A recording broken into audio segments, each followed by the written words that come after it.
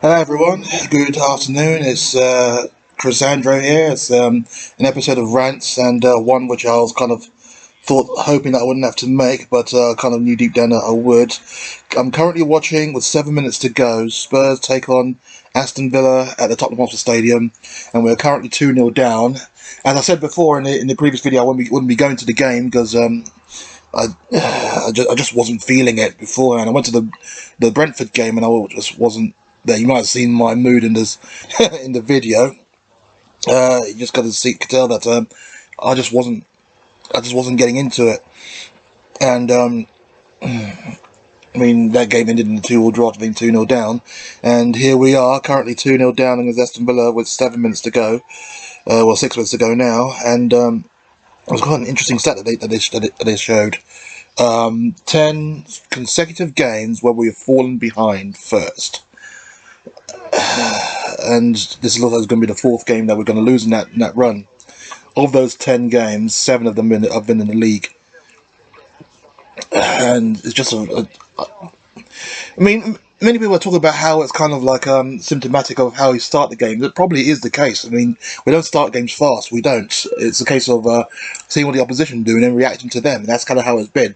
It's we start off slowly, then we have like little bursts of let's try and do something in the game, and then we just settle back down again, being ponderous, seeing what the opposition are going to do instead of imposing our will and imposing our style on the team itself, on the opposition that we're playing. And it's kind of like this. It was just a very slow, ponderous first half. That's how it was. They didn't do much. Villa only came here to defend and hit us on the break, and we wanted to start off as a side who were trying to hit on the break. And you can't have two sides hitting each other on the break, can you? You just can't. And so they just allowed us to have the ball. We did a lot of passing about a bit. I mean, I don't mind the whole passing if there's some kind of like if there's some kind of you know there's some kind of penetration involved in it. But it's a case of, how do I describe it? You guys will remember Brighton from last season, Spurs Brighton at home, where they won 1-0 with a 90th minute goal. There's a throw. I thought the referee's going to get another card. We have all 3 centre-backs on yellow cards, by the way. That was one hell of a first half. Romero just barging straight into... Geez, he needs to watch himself. He's had 2 challenges now since that yellow card where he could have got a second. I mean, the game started off with a shock in the lineup where we had no Eric Dyer. He was dropped because of that issue against Brentford. That's giving away the corner and then not really defending the corner well, which led to Tony making it 2-0, Ivan Tony. And then Kulusevski, I mean, on the app I saw, and he wasn't even on the bench, and I could see him, he was in the stands, but didn't say that he was injured, so I'm kind of wondering if he was dropped altogether, because I know he was kind of critical of how he played against Brentford, and hopefully that didn't go against him, because pretty much what you said was kind of spot on. I know that you should keep all that sort of thing in-house. You just had a shot coming in, but I wasn't going to challenge anyone. Brian Hill started, and although he was in and out, I mean, he had a lot of the ball. He didn't really give the ball away too much, but didn't do too much going forward either. I mean, he tried a lot of skill, but wasn't none of it was coming off. He had to keep passing it backwards. Kane, absolutely quiet, completely and totally quiet, doing nothing in the game. I mean, I say that, and then he has the one shot on target. We have a second shot on target, and here they are, Villa launching a counter attack here. Looks like Ashley Young, but no, it's not. And then the ball just goes straight over. That was Callum Chambers, I think Arsenal youth player, who had a shot there. 3 minutes to go. I mean, we don't actually have any kind of any players on the bench that could go forward if we needed to make any changes up, in the attacking midfield or forward areas. Papa Matasara was on the bench and he's come on. Now you had Skip coming on. I know he could pass the ball forward, but he's not one who can carry the ball forward. Jed Spencer's coming on now. But that first half was just kind of ponderous. I mean, the one shot of notes was from Ollie Watkins, and that wasn't on target. And Lloris had little to do. That was how bad that first half was. Well, we played some good football in bursts, which led to Kane having a header, which was knocked off the line by Ashley Young. And then that was 0-0. Second half, we kind of pressed a bit more. Had some opportunities, but it was Villa that scored first. And it was a mistake again from Hugo Lloris. I know that everyone say that he's the number one and you need that, but when you're making basic errors like that, and the thing is, I mean, you make basic errors like that, and he's brought in after Fraser Forster did all right in the previous game. I know you can see the 2 goals, but those were goals that were hardly his fault. There was not much he could do about those chances. They were just just well placed shots. And so when that happens, you kind of expect your talismanic goalkeeper to actually step up and actually take command. And you only had one thing to do in the opening 4 minutes. Well, let's just say that whole 50 minutes spell, because he didn't have much to do in the first half. Second half, he had that one of it. The ball comes in, I think it was a shot from, must have been Watkins from distance, and it bounces up in front of him, easy to grab, and he fumbles it. Now, at that point, there's a bit of a scramble in the goal, but you kind of think that the defenders would have woken up and thought, damn it, there's an issue, try and get the ball, but there was no urgency in the defence either to try and come back. And that just let Buendia there have a chance to slide it into an open goal, and that's pretty much what he did. And then they just sat back and then they decided to counter us. We had some opportunities, none of any real worth, but we played some good football. Douglas Luiz then scoring on a break to make it 2-0. And that's kind of how it's just been the shambles again, just been an utter total shambles. And I'm just kind of thinking, when I see Antonio Conte on the screen there, I don't know if Kulusevski is injured or not, because on the app it didn't say he was injured. And I haven't seen anything else that says he's injured. He probably is injured, but just hasn't been updated. But it has just been very, very poor from start to finish again. And when you consider the stats with league and cup games, all games this season, last 10 games including this one, 10 consecutive games where we conceded first, we just can't keep doing that. Just psychologically, that just wears you down after a while. And I think that kind of weighed heavily on this occasion here, where we went a goal down within 5 minutes of the second half, and then that was just kind of how you just see the heads just kind of dropping, because although they were playing okay and doing all right, there was no kind of. Psychologically, it must drain you to have to keep coming from behind every game. It is. And I'm just sitting here and watching with around about 7 minutes of injury time, which is unusual in the Premier League. I guess they've watched and listened to what was going on in the World Cup, but I don't know nothing's going to happen. There's no point. We've got 6 minutes left of that injury time, and we're just playing around about now in the midfield area. I mean, Villa are just. Well, we're trying to break through almost. Villa there, they've been strong defensively, and that's literally all they have done. Sat back, parked the bus, and they tried to and said to us, break us down. And we haven't been able to do that, really. Although, of all the goalkeepers to make the save, and here we go. Is Kamara here for Aston Villa?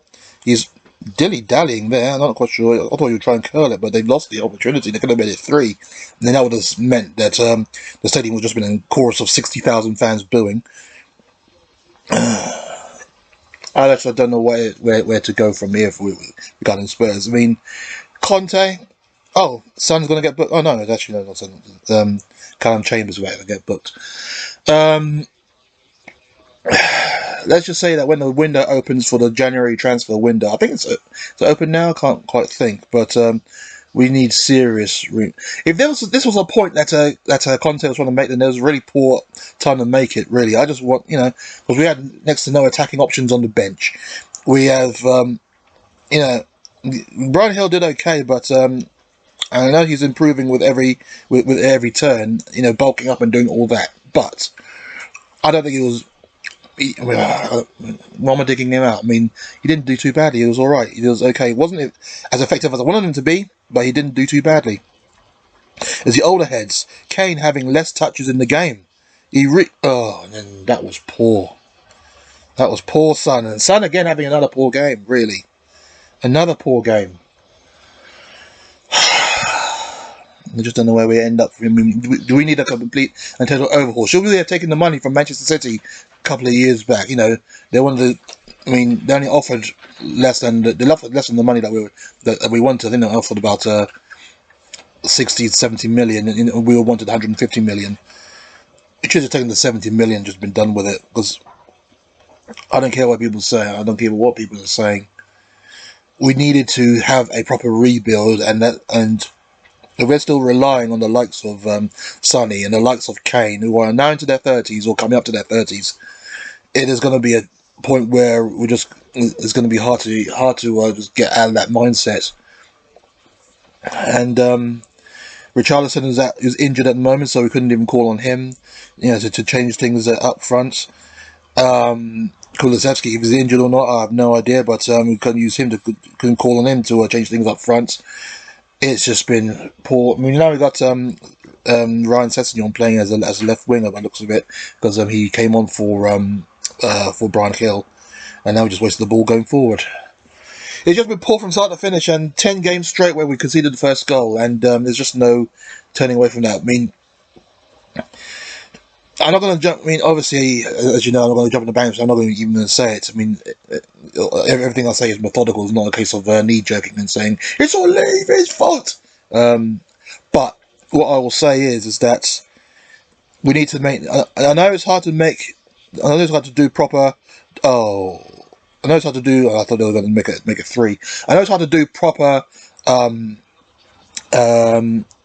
business that you want to do in the January window, but we have to try and make it count. We have to try and bring in the right kind of players, and obviously it looks like, I mean, I don't know, I mean, everyone's saying that we need to invest heavily in defence.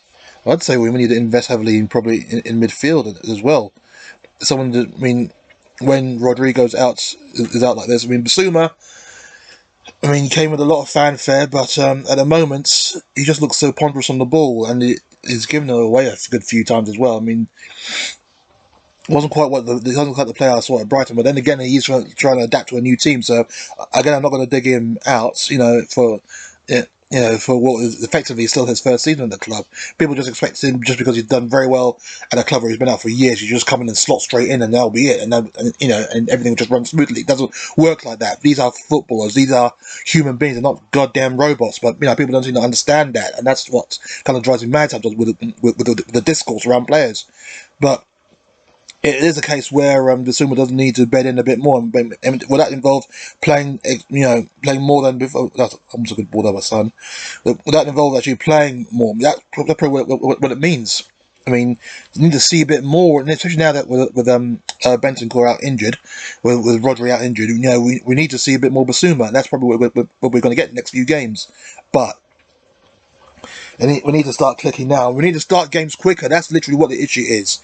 Every game the last 10 games where we've conceded first, we've always started slowly. We've always had awful first halves and then picked up in the second half. This time we had a mixed first half, and naturally that means we're going to have an awful second half. That's kind of we're just not a 90-minute team, and that's the bit that's winding me up right now. We're not a 90-minute team, and it's all very well and good having these bursts, and saving the day, and that's full time, and obviously 60,000 fans booing minus me. It's got to the point where I'm just disappointed. I mean, we've got Emery there celebrating. I mean, that's fair enough. They did a number on us. They did a complete job on us. I don't really want to have to look at the table, so I'm just going to take that one off and just there we go. Get rid of that. Get rid of that, I said. But so I mean, I'm already comfortable with the fact that we're not going to win the title. I don't know where we are in the league, and I don't care. If we're not top or second or challenging in third, I don't care. Okay? it is of no interest to me. Now we've got the FA. We've got Crystal Palace coming up. I mean, as you know, I've sold my ticket for that one as well. I don't really want to go. I'm not feeling it. Palace is the place where we usually go and die. That's literally what happens at Selhurst Park. There's only been on a few occasions where I've seen us win there, and I don't really fancy going up on a Wednesday night and watching another shit show. I'm sorry. I mean, that's kind of how it has been. And I know we will concede first.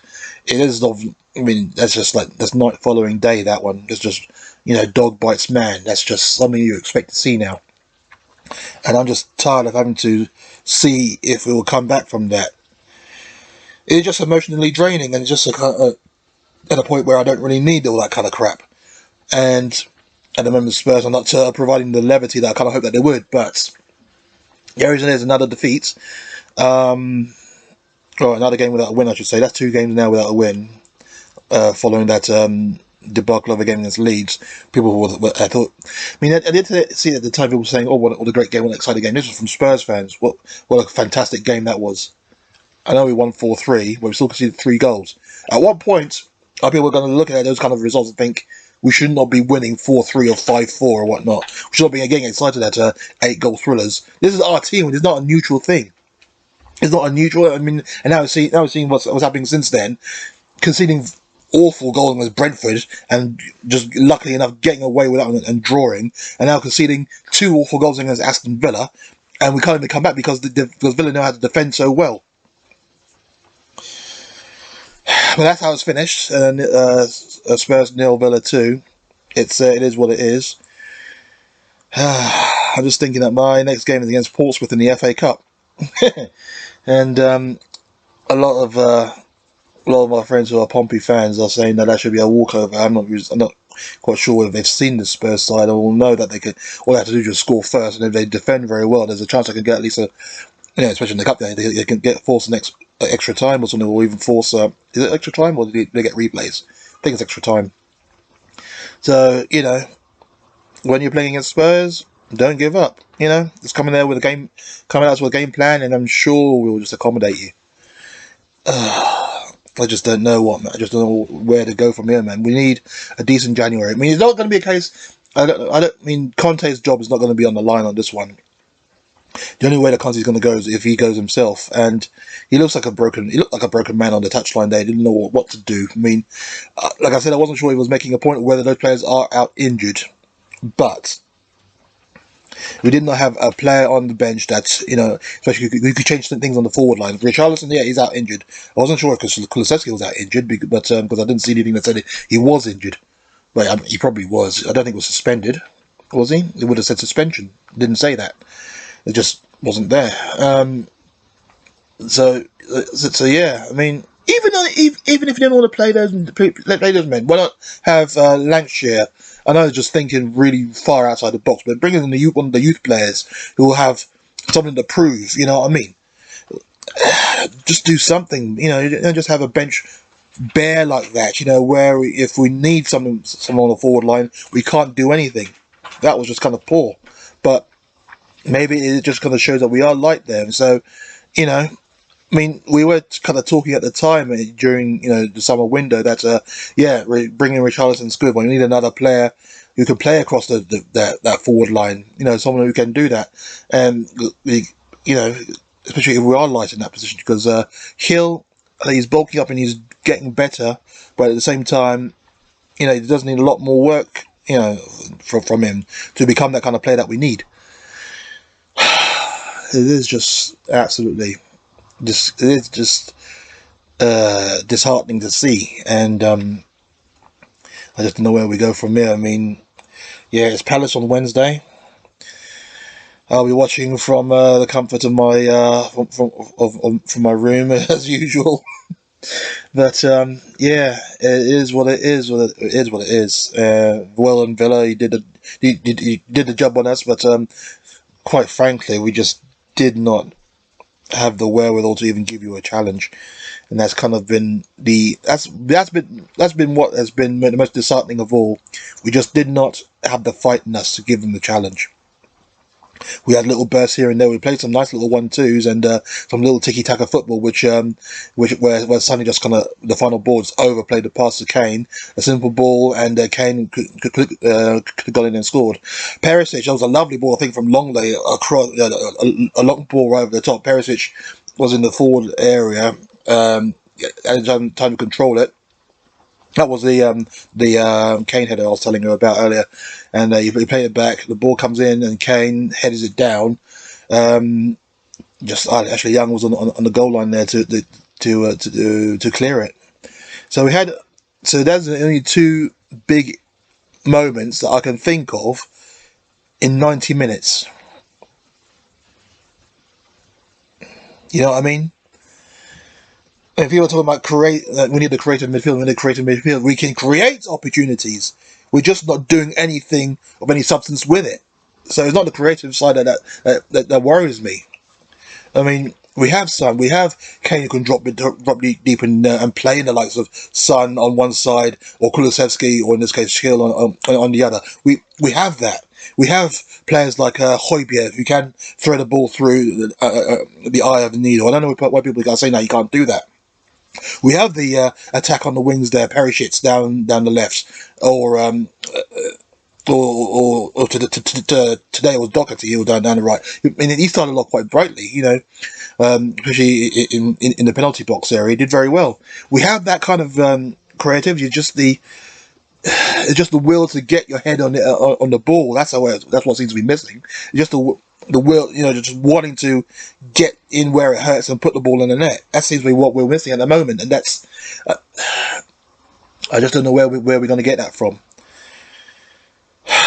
But anyway, thank you for listening to my rant. That's all I can say, because now it's New Year's Day. It's 2023. Happy New Year to everybody. And thank you for the New Year's present there, Aston Villa. Like I said, you did a number on us, and can't say that you didn't deserve it.